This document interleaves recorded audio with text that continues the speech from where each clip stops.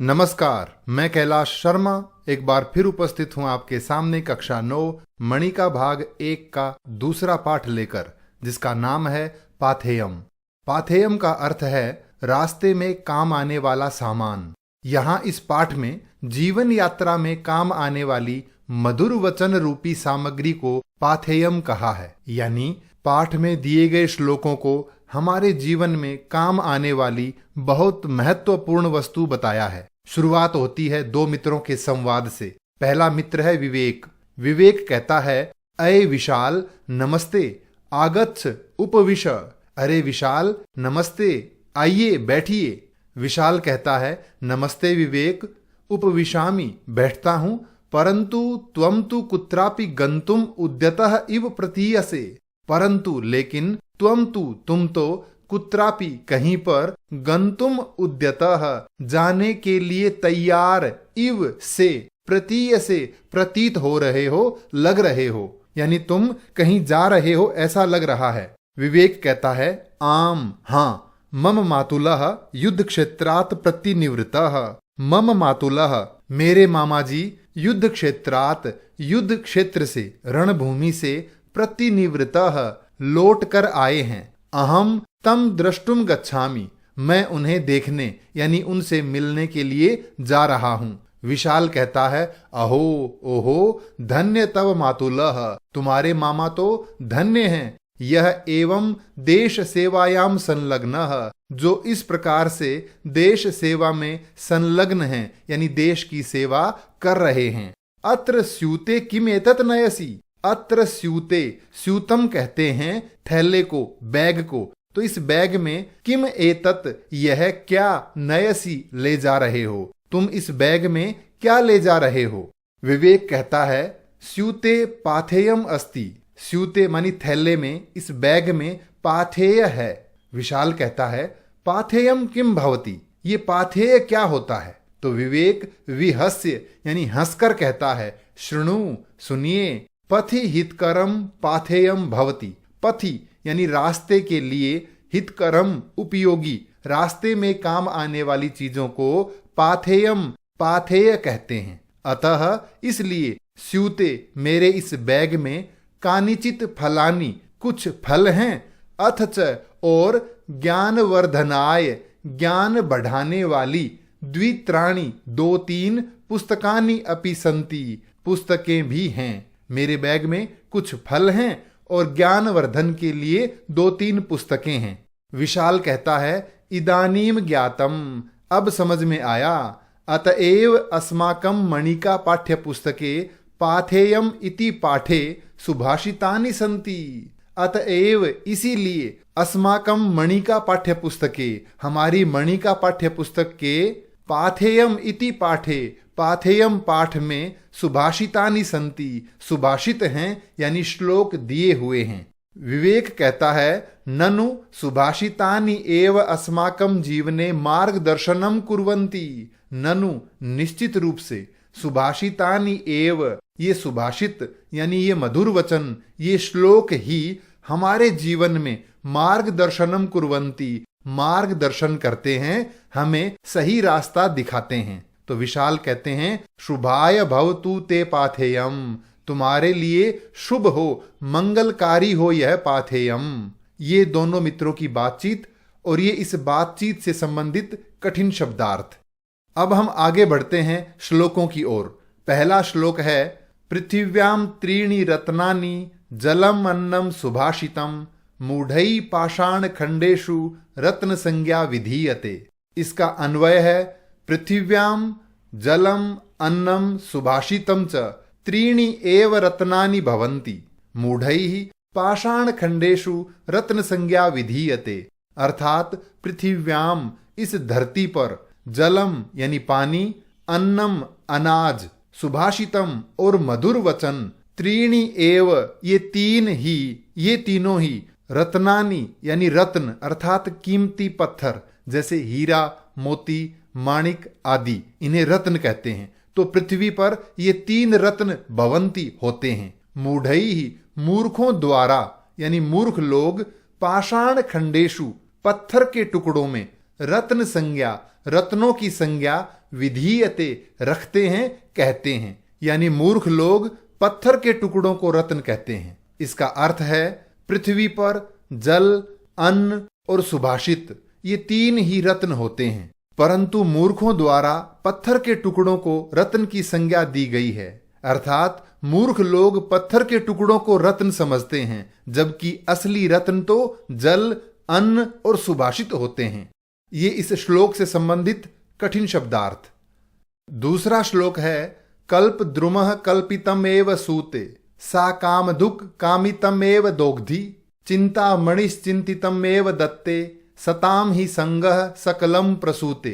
इसका अन्वय है कल्प द्रुमः कल्पितम एव सूते सा कामधुक् कामितम एव दोग्धि चिंतामणि चिंतितम एव दत्ते सताम संगः ही सकलम प्रसूते।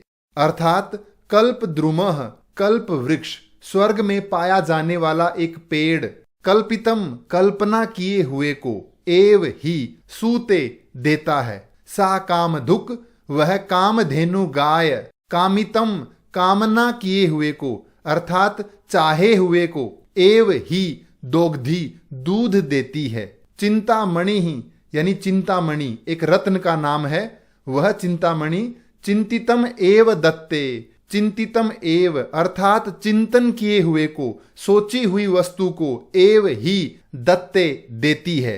सताम संगः सज्जनों का साथ, ही निश्चित रूप से, सकलम प्रसूते सब कुछ देता है। इसका अर्थ है कल्प वृक्ष कल्पना करने पर इच्छित वस्तु देता है। कल्प वृक्ष एक ऐसा वृक्ष है, ऐसा पेड़ है जिसके सामने हम जो कल्पना करते हैं वो सब कुछ दे देता है। वह कामधेनु नामक गाय कामना करने पर दूध देती है, यानी हमारी इच्छाओं को पूरा कर देती है। इसी तरह से चिंतामणि भी चिंतन करने पर इच्छित फल देती है, लेकिन सज्जन व्यक्तियों की संगति में तो बिना मांगे ही सब कुछ मिलता है। यानी कल्प वृक्ष, कामधेनु और चिंतामणि के पास जाकर तो कुछ सोचना पड़ता है, कल्पना करनी पड़ती है, चिंतन करना पड़ता है, लेकिन सज्जन व्यक्तियों के साथ रहकर कुछ करने की जरूरत नहीं है, सब कुछ बिना मांगे मिलता है, यानी हमारे सब काम सफल हो जाते हैं।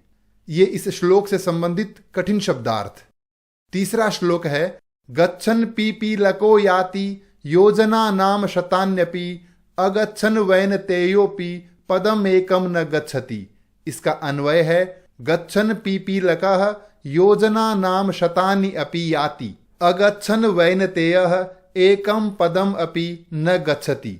अर्थात गच्छन चलता हुआ, पीपीलकः नर चींटी, चींटी का पुल्लिंग, गच्छन चलती हुई भी, योजना नाम योजन यानी दूरी, एक योजन लगभग 13 किलोमीटर के जितना होता है, तो योजना नाम शतानी यानी सैकड़ों योजन अर्थात हजारों किलोमीटर, अपि भी याति चली जाती है। अर्थात धीरे धीरे चलती हुई चींटी भी सैकड़ों किलोमीटर चली जाती है। अगच्छन न चलता हुआ, वैनतेयः गरुड़, गरुड़ एक बहुत तेज उड़ने वाला पक्षी है, अगर वह गरुड़ पक्षी भी अगच्छन न चले तो एकम पदम अपि एक कदम भी न गच्छति नहीं जा सकता है, नहीं चलता है। इसका अर्थ है चलते रहने वाली चींटी सैकड़ों योजन यानी सैकड़ों कोस चली जाती है, परंतु न चलने वाला गरुड़ एक कदम भी नहीं जा पाता है। अर्थात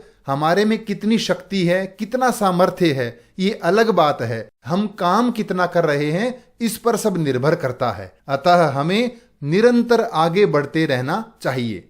ये इस श्लोक से संबंधित कठिन शब्दार्थ।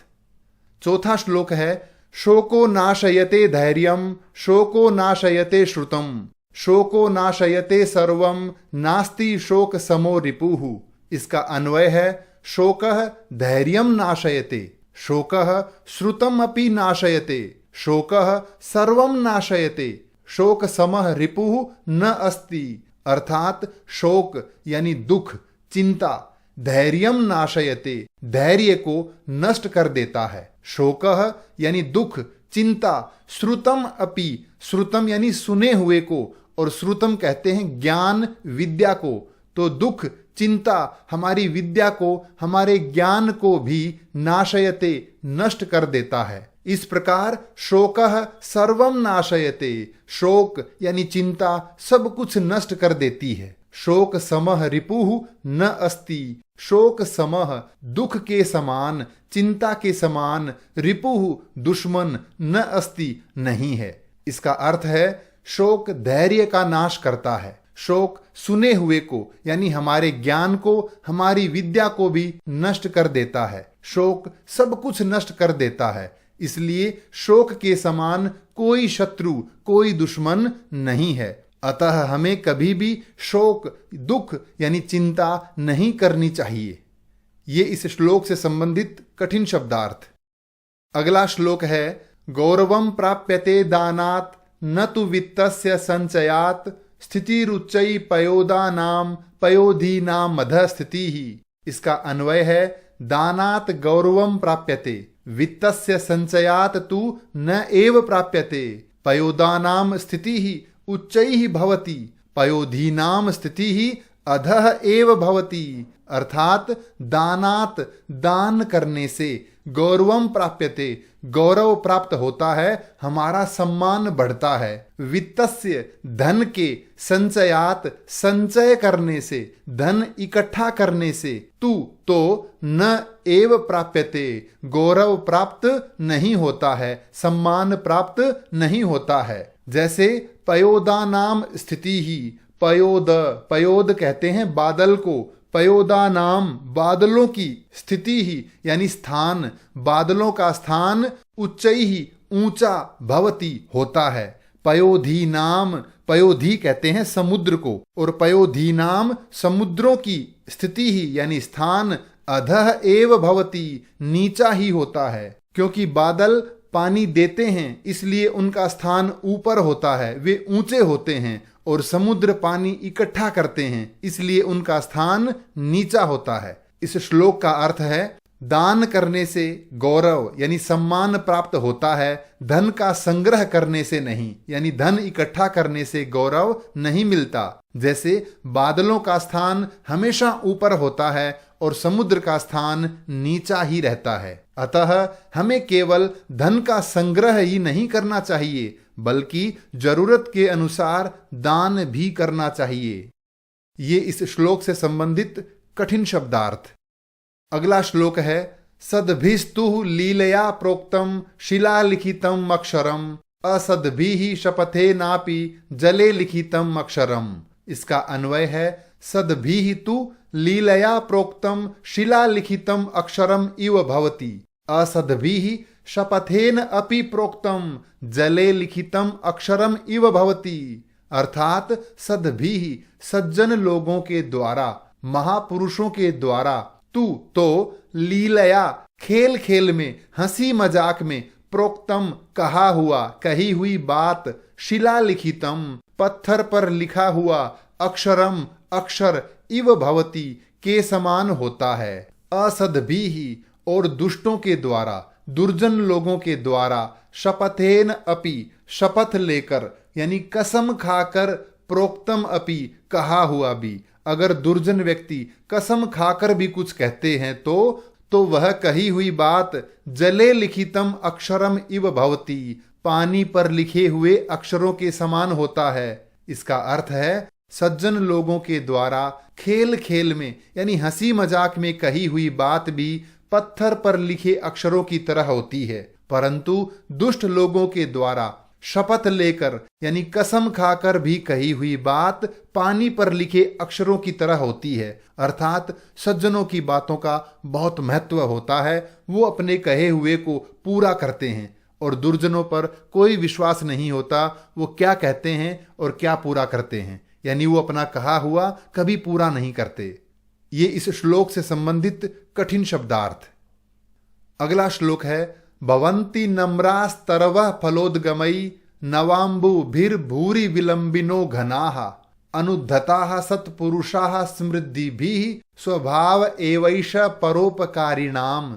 इसका अन्वय है तरवः फल उद्गमैः नम्राः भवन्ति घनाः नवाम्बुभिः भूरि विलम्बिनः भवन्ति सत्पुरुषाः समृद्धिभिः अनुद्धताः भवन्ति एष एव परोपकारिणाम स्वभावः भवति। अर्थात तरवः, तरु कहते हैं पेड़ को, तरवः बहुवचन रूप है, यानी पेड़, फल उद्गमैः, फल लग जाने पर, पेड़ों पर फल लग जाने के बाद वे पेड़ नम्राः भवन्ति, विनम्र हो जाते हैं, झुक जाते हैं, उनकी डालियां नीची हो जाती हैं। इसी तरह घनाः यानी बादल, नवाम्बुभिः, अंबु यानी पानी, नव मानी नया, नवीन जल भरने के बाद अर्थात बादलों में पानी आ जाने पर वे बादल भूरि विलंबिनः, भूरि यानी बहुत अधिक, विलंबिनः नीचे, भवंती होते हैं। बारिश के बादल नीचे आ जाते हैं क्योंकि उनमें पानी भरा होता है, अर्थात पानी भरते ही बादल भी नीचे हो जाते हैं। सत्पुरुषाः, सत्पुरुष यानी सज्जन व्यक्ति, समृद्धि भी ही अर्थात संपत्ति के आने पर, धन दौलत आ जाने पर, अनुद्धताः अर्थात विनम्र, घमंड रहित, बिना घमंड वाले यानी बहुत ज्यादा विनम्र, भवंती होते हैं। एष एव यही परोपकारिणाम, परोपकारी लोगों का अर्थात दूसरों का भला करने वाले लोगों का, एष एव यही स्वभावः भवति, स्वभाव होता है, यानी वे बहुत ज्यादा विनम्र होते हैं। इसका अर्थ है पेड़ों पर फल लग जाने पर वे पेड़ झुक जाते हैं, यानी विनम्र हो जाते हैं। बादल भी नवीन जल से परिपूर्ण होने पर अत्यधिक झुक जाते हैं, नीचे आ जाते हैं। सज्जन लोग समृद्ध होने पर यानी संपन्नता, धन आने पर और अधिक विनम्र होते हैं। यही परोपकारी लोगों का स्वभाव होता है, यानी भले लोगों के पास जब धन दौलत आता है तो वे घमंड नहीं करते, विनम्र हो जाते हैं। ये इस श्लोक से संबंधित कठिन शब्दार्थ। अगला श्लोक है काष्ठादग्निर्जायते मध्यमानाद भूमिस्तोयम खन्यमाना ददाति सोत्साहानाम नास्त्य साध्यम नराणाम मार्गारब्धाः सर्वयत्नाः फलन्ति। इसका अन्वय है मध्यमानात काष्ठात अग्निः जायते खन्यमाना भूमिः तोयम ददाति सोत्साहानाम नराणाम कृते किमपि असाध्यम न अस्ति मार्गे आरब्धाः सर्वयत्नाः फलन्ति। मध्यमानात यानी घिसने पर अर्थात दो लकड़ियों को आपस में रगड़ने पर, काष्ठात लकड़ी से, अग्नि जायते आग उत्पन्न हो जाती है, खन्यमाना भूमि ही खोदी जाती हुई धरती अर्थात धरती को एक ही दिशा में यानी नीचे की ओर अगर खोदते रहें तो वह भूमि तोयम ददाती, तोयम यानी जल अर्थात पानी, ददाती देती है। सोत्साहानाम नराणाम कृते यानी उत्साही लोगों के लिए अर्थात जो उत्साह भरे होते हैं, जो उत्साह से काम करते हैं, उन लोगों के लिए किमपि कोई भी काम असाध्यम न भवति, असाध्य नहीं होता है,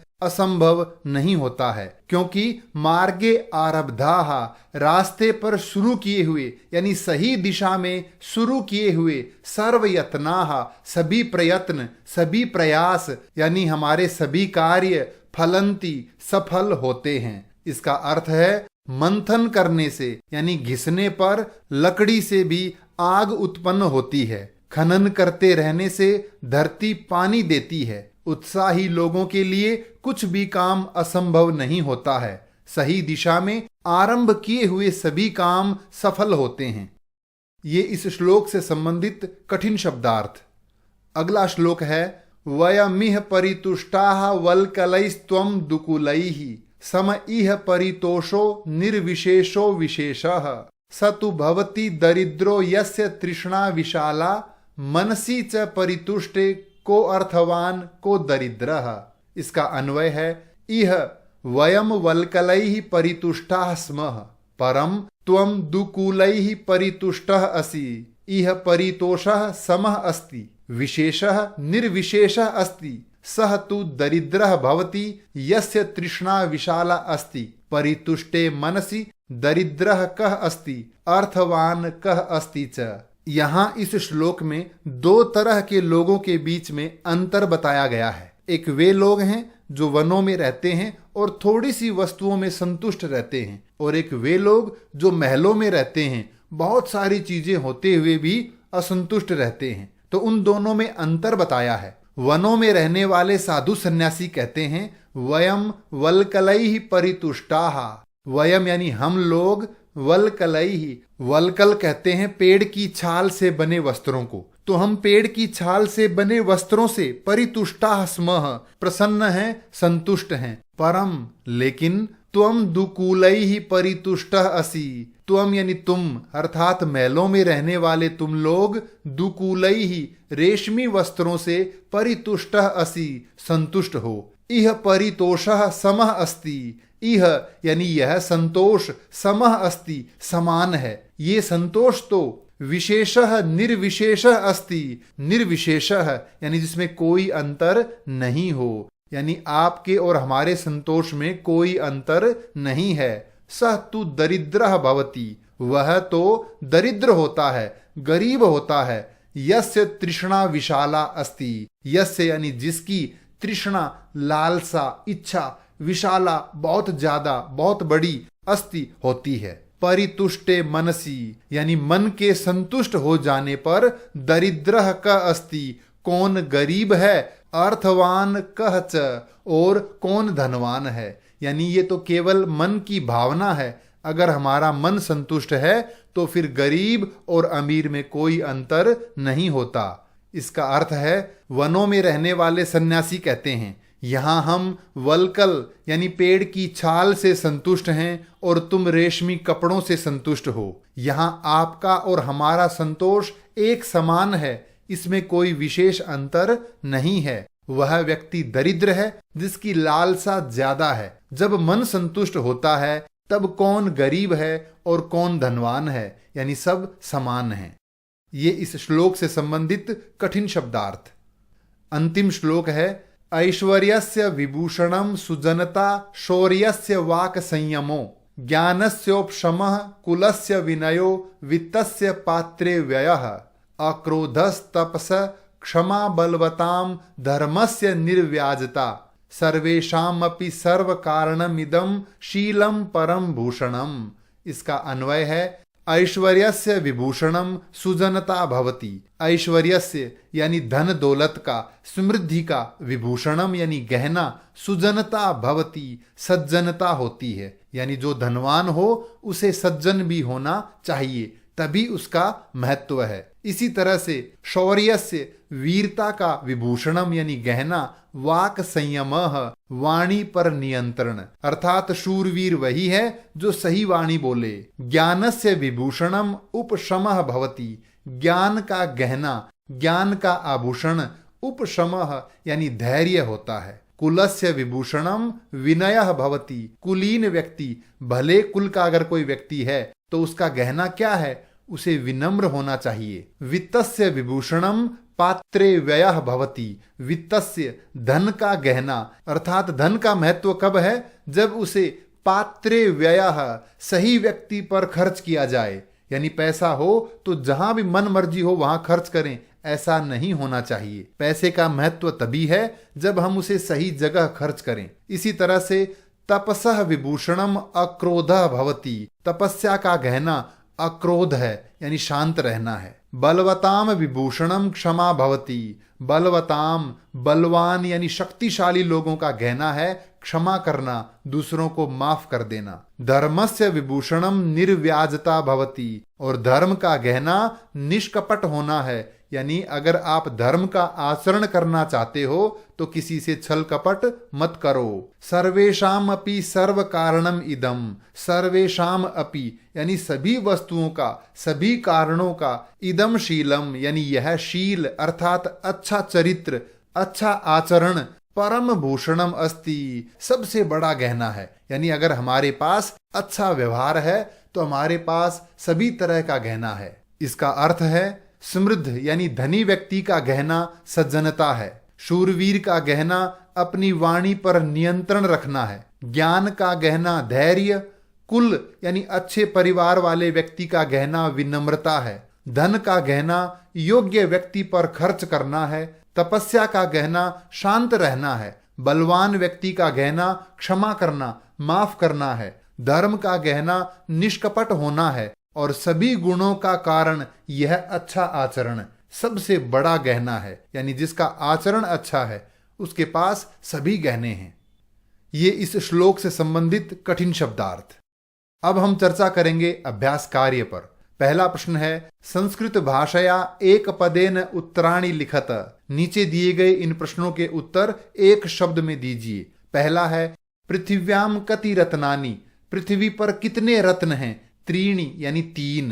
केशाम उद्गमैहि तरवः नम्राः भवन्ति। कौन सी चीज उत्पन्न होने पर पेड़ विनम्र हो जाते हैं? फलानाम यानी फल लगने पर पेड़ विनम्र हो जाते हैं। के समृद्धि भी अपि अनुद्धताः भवन्ति।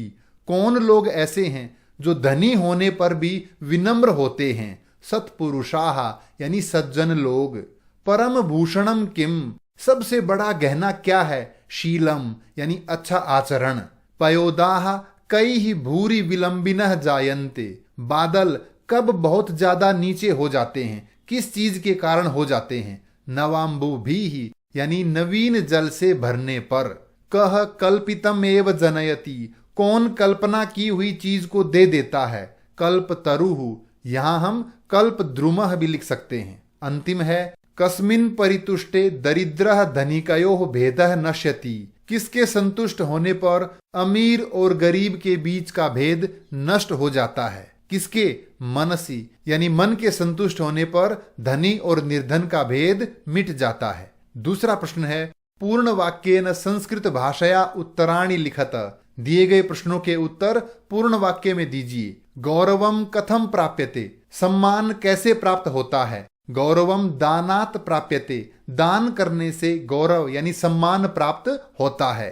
परोपकारिणाम स्वभावः कीदृशः वर्तते। परोपकारी लोगों का स्वभाव कैसा होता है? परोपकारिणाम स्वभावः नम्रः वर्तते। परोपकारी लोगों का स्वभाव विनम्र होता है। शोकः किम किम नाशयति। दुख यानी चिंता किस किस को नष्ट कर देती है? शोकः धैर्यम श्रुतम सर्वम च नाशयति। चिंता धैर्य को, श्रुतम यानी ज्ञान विद्या को, सर्वम च सब कुछ, नाशयति नष्ट कर देती है। दरिद्रः का भवति। दरिद्र कौन होता है? यस्य तृष्णा विशाला स दरिद्रः भवति। जिसकी तृष्णा, जिसकी इच्छाएं बहुत ज्यादा हैं वह दरिद्र है। प्रश्न 2 में आगे दिया है, कस्य किम विभूषणम। किसका गहना क्या है? त्रीणि उदाहरणानि लिखत। 3 उदाहरण लिखिए। ऐश्वर्यस्य विभूषणम सुजनता। संपन्नता यानी समृद्धि, धन दौलत का गहना सज्जनता है। शौर्यस्य विभूषणम वाक संयमः। शूरवीर का गहना वाणी पर नियंत्रण करना है। ज्ञानस्य च विभूषणम। और ज्ञान का गहना उपशमः भवति। शांत रहना, धैर्यवान होना है। अगला है, कह सर्वम प्रसूते। कौन सब कुछ देता है? सताम संगः सर्वम प्रसूते। सज्जन व्यक्तियों का साथ सब कुछ देता है। कीदृशी भूमि तोयम ददाति। किस प्रकार की भूमि यानी भूमि कब पानी देती है? खन्यमाना भूमि तोयम ददाति। खोदी जाती हुई धरती यानी धरती को अगर हम नीचे की तरफ खोदते रहें तो वह पानी देती है। तीसरा प्रश्न है, अधोलिखित वाक्येषु स्थूलाक्षर पदानि आधृत्य प्रश्नान रचयत। नीचे दिए गए वाक्यों में इन स्थूल अक्षरों के आधार पर प्रश्न निर्माण कीजिए। पहला है, मूढ़ैः पाषाण खंडेषु रत्न संज्ञा विधीयते। मूर्ख लोग पत्थरों में रत्न की संज्ञा रखते हैं। तो पाषाण खंडेषु यानी पत्थरों में, तो हम पूछेंगे कहां पर? तो प्रश्न बनेगा मूढ़ैः कुत्र या केशु। कुत्र का मतलब है कहां, केशु यानी किन में, दोनों में से एक लिख सकते हैं। तो मूढ़ैः कुत्र रत्न संज्ञा विधीयते। मूर्खों के द्वारा कहां पर रत्नों की संज्ञा रखी जाती है। अगला है, सद्भिः लीलया प्रोक्तम शिलालिखितम अक्षरम। सज्जन लोगों के द्वारा खेल खेल में कहा हुआ भी पत्थर पर लिखी बात होती है। तो सद्भिः सज्जनों के द्वारा कहा हुआ, तो किन के द्वारा? तो प्रश्न बनेगा कैः लीलया प्रोक्तम शिलालिखितम अक्षरम। किन के द्वारा कही हुई बात पत्थर पर लिखी हुई बात होती है। अगला है मध्यमानात काष्ठात अग्निर जायते। मंथन किए जाते हुए यानी घिसे जाते हुए काठ से, लकड़ी से आग उत्पन्न होती है। तो हम बोलेंगे कैसे काठ से यानी कैसी लकड़ी से, तो बोलेंगे कीदृशात काष्ठात अग्निर जायते, किस प्रकार की लकड़ी से आग उत्पन्न होती है। वैनतेयः अगच्छन् एकम पदम न गच्छति, न चलता हुआ गरुड़ भी एक कदम नहीं जा पाता। तो गरुड़ के स्थान पे क्या लिखेंगे, कह, कौन न चलने पर एक कदम भी नहीं जा पाता। कह अगच्छन् एकम पदम न गच्छति। अगला है ऐश्वर्यस्य विभूषणम सुजनता, समृद्धि का गहना सज्जनता है। तो कस्य विभूषणम सुजनता, सज्जनता किसका गहना है। अगला है उत्साहवताम किंचिद असाध्यम नास्ति, उत्साही लोगों के लिए कुछ भी असंभव नहीं है। तो किन के लिए, तो हम लिखेंगे केशाम, केशाम किंचिद असाध्यम नास्ति, किन के लिए कोई भी काम असंभव नहीं है। शोकः धैर्यम नाशयति, चिंता धैर्य को नष्ट करती है। शोकः किम नाशयति, चिंता किसे नष्ट करती है। अंतिम है महान भवितुम सत्संगति अपेक्षिता, महान बनने के लिए सत्संगति आवश्यक है, जरूरी है। तो कौन आवश्यक है, प्रश्न बनाएंगे महान भवितुम का अपेक्षिता, महान बनने के लिए क्या चीज जरूरी है, कौन जरूरी है। चौथा प्रश्न है अधोलिखित प्रश्नान यथा निर्देशम उत्तरत, नीचे दिए गए प्रश्नों को निर्देश के अनुसार उत्तर दीजिए। गच्छन पीपीलको याति योजना नाम शतान्यपि, अस्मिन् वाक्य पीपीलकः इति कर्तृपदस्य क्रियापदम किम। इस वाक्य में पीपीलकः ये तो कर्ता है और इसका क्रियापद कौन सा है यानी धातु रूप कौन सा है, तो है याति, यानी पीपीलकः याति, चींटी जाती है। अगला है नास्ति शोक समो रिपुः, अस्मिन् वाक्य मित्रम इति पदस्य किम विलोम पदम प्रयुक्तम। इस वाक्य में मित्र शब्द का विलोम कौन सा शब्द है, तो मित्र का विलोम क्या है, दुश्मन। दुश्मन के लिए क्या आया है, रिपुः। तीसरा है मार्गारब्धाः सर्वयत्नाः फलन्ति, अस्मिन् वाक्य किम कर्तृपदम प्रयुक्तम। इस वाक्य में कर्ता शब्द कौन सा है, तो सर्वयत्नाः यानी सभी प्रयत्न सफल होते हैं। तो कौन सफल होते हैं, सर्वयत्नाः। आगे दिया है स तु भवति दरिद्रो यस्य तृष्णा विशाला, अस्मिन् वाक्य विशाला इति पदस्य, विशाला इस शब्द का विशेष्य कौन सा है, तो क्या है विशाल, तृष्णा। अगला है भूमिस्तोयम खन्यमाना ददाति, अत्र विशेषण पदम किम, कौन सा शब्द विशेषण है। भूमि कैसी, खन्यमाना खोदी जाती हुई, तो विशेषण हो गया खन्यमाना। अंतिम है स्थितिरुच्चै पयोदानाम पयोधीनाम अधः स्थितिः, अस्मिन् वाक्य मेघानाम इति पदस्य किम पर्याय पदम प्रयुक्तम। मेघ, मेघों के लिए पर्यायवाची शब्द कौन सा आया है, पयोदानाम यानी बादलों का। अगला प्रश्न है स्तंभ द्वये लिखितानाम विपरीतार्थक शब्दानाम समुचित मेलनम कृत्वा लिखत, नीचे दिए गए विलोम शब्दों का सही मेल कीजिए। पहला है अर्थवान यानी धनवान, तो विलोम है दरिद्रः गरीब। उच्चैहि ऊंचा, अधः नीचा। तृष्णा यानी लालसा, परितोषः यानी संतुष्टि। सज्जनः सज्जन, दुर्जनः दुष्ट। वल्कलैहि पेड़ की छाल से, दुकूलैहि रेशमी वस्त्रों से। शोकः दुख, हर्षः खुशी। रिपुः दुश्मन, मित्रम मित्र।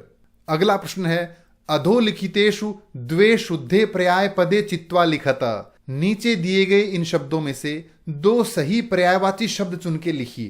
पहला है तरुः यानी पेड़, तो इसके पर्यायवाची कौन से हैं, जो सही हैं वो चुनिए। पहला है वृक्षः, ये सही है। महीरुह, दोनों का अर्थ होता है पेड़, कौन सा नहीं है, महीभृत। अगला है पयोद यानी बादल, तो बादल का पर्यायवाची है मेघः वारिदः, कौन सा नहीं है, सागरः, इसे हम कट कर देते हैं। पयोधीः यानी समुद्र, तो समुद्र का पर्यायवाची उदधीः जलधीः, कौन सा नहीं है, अम्बुवाह। आपः यानी पानी, तो पानी का पर्यायवाची जलम और वारी, वर्षा नहीं है। इसी तरह से भूमि ही यानी धरती, तो धरती का पर्यायवाची पृथ्वी ही और वसुंधरा, कौन नहीं है, महीपति ही। अगला प्रश्न है अधोलिखितेषु सूक्तेः शुद्धम अर्थम इति चिह्नेन प्रदर्शयत। नीचे लिखी हुई सूक्ति के 3 अर्थ दिए हैं, सही अर्थ को चुनिए। पहला, सद्भिः लीलया प्रोक्तम शिलालिखितम अक्षरम। इसका सही कौन सा वाक्य है? सही है, सज्जनाः यत् किंचित सामान्येन अपि कथयन्ति, यानी महान पुरुष जो कुछ बात सामान्य रूप से भी कहते हैं वह पाषाणे लिखितम इव भवति, वो पत्थर पर लिखी हुई बात होती है, पत्थर की लकीर होती है। दूसरी सूक्ति है, मार्गारब्धाः सर्वयत्नाः फलन्ति। इसका सही अर्थ ये है, ताः एव चेष्टाः फलदायिकाः भवन्ति याः उचित मार्गे सोद्देश्यम प्रारभ्यन्ते, यानी वे ही कार्य सफल होते हैं जो सही दिशा में सही उद्देश्य को लेकर शुरू किए जाते हैं। तीसरी सूक्ति है, अगच्छन् वैनतेयोपि पदम एकम न गच्छति। इसके लिए सही अर्थ है, तीव्रगामी अपि गरुड़ः यदि न चलति तरहि एकम पदम अपि न सरति। तेज उड़ने वाला गरुड़ भी अगर न चले तो वह एक कदम भी नहीं चल पाता है। अगला प्रश्न है, अस्मिन् पाठे विविध भावयुक्ताः श्लोकाः सन्ति। इस पाठ में अनेक भावों से भरे हुए श्लोक हैं। नीचे लिखे हुए शब्दों के सामने उसी भाव से संबंधित पंक्ति लिखिए। जैसे उदाहरण दिया है दानम, तो दान को लेके कौन सी पंक्ति आई है? तो आया है, गौरवम प्राप्यते दानात न तु वित्तस्य संचयात। गौरव की प्राप्ति दान से होती है, धन को इकट्ठा करने से नहीं होती। इसी तरह से नीचे दिए गए शब्दों वाली पंक्तियां लिखें। तो उत्साह से संबंधित कौन सी पंक्ति है? सोत्साहानाम नास्त्य साध्यम नराणाम। संतोष को लेके वयमिह परितुष्टाः। परितुष्टा का मतलब क्या है? संतुष्टाः। वयमिह परितुष्टाः वल्कलैः त्वं दुकूलैः। क्षमा को लेकर के क्षमा बलवताम भूषणम, यानी बलवान व्यक्तियों का आभूषण क्या है? क्षमा करना। इसी तरह से सतसंगति ही, सताम ही संगः सकलम प्रसूते। सताम संगः, सज्जनों का साथ ही क्या कहलाता है? सतसंगति ही। परोपकारः, स्वभाव एवैष परोपकारिणाम। परोपकारी लोगों का स्वभाव यही होता है, क्या? विनम्रता। अगला है शीलम, सर्वेषाम अपि सर्व कारणम इदम शीलम परम भूषणम। अगला प्रश्न है, समुचित पदैहि रिक्त स्थानानि पूरयत। नीचे दिए गए रिक्त स्थानों को सही शब्द से पूरा करें। पहला है, अनुद्धताः सत्पुरुषाः समृद्धिभिः। सज्जन लोग समृद्धि के आने पर, धन दौलत आने पर भी विनम्र रहते हैं। पृथिव्याम त्रीणि रत्नानि, धरती पर 3 रत्न हैं, जलम अन्नम सुभाषितम, पानी, अनाज और मधुर वचन। सोत्साहा नाम नराणाम नास्त्य असाध्यम। उत्साही लोगों के लिए कोई भी चीज असाध्य नहीं है। नास्ति शोक समः रिपुः, शोक यानी चिंता के समान कोई दुश्मन नहीं है। स्थिति रुच्चैः पयोदानाम, बादलों का स्थान ऊंचा होता है। अधः स्थिति ही पयोधीनाम, और समुद्रों का स्थान नीचा ही रहता है। वयमिह परितुष्टाः, ये हम हैं जो संतुष्ट हैं। किससे? वल्कलैः, पेड़ों की छाल से। और तुम दुकूलैः, रेशमी वस्त्रों से। सद्भिः लीलया प्रोक्तम शिलालिखितम अक्षरम। सज्जनों के द्वारा खेल खेल में कही हुई बात पत्थर की लकीर होती है। अंतिम प्रश्न है, अधोलिखितम अन्वयम पूरयत।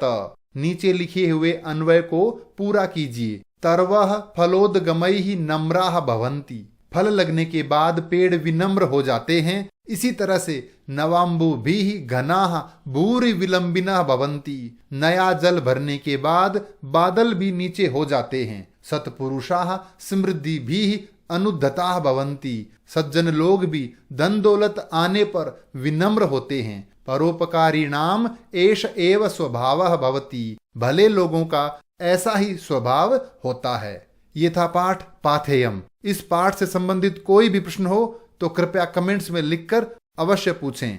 धन्यवाद।